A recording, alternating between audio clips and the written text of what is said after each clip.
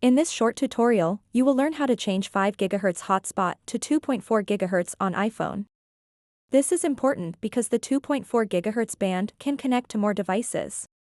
It has a longer range than 5 GHz, which means you can stay connected even when you are far away from the phone.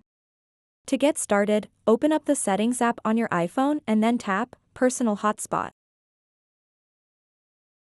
Now that you're in the Personal Hotspot settings, look for the switch next to Allow Others to join. Toggle this switch on. This will allow other devices to connect to your iPhone's hotspot. Next, scroll down until you see an option labeled Maximize Compatibility. This feature is crucial for changing your hotspot frequency from 5 GHz to 2.4 GHz. When this option is toggled on, your iPhone will prioritize compatibility by using the 2.4 GHz band instead of the faster but less compatible 5 GHz band. Now that your hotspot is set up for 2.4 GHz, any device searching for Wi-Fi should be able to find and connect easily. Just ensure that those devices are within range and have Wi-Fi capabilities.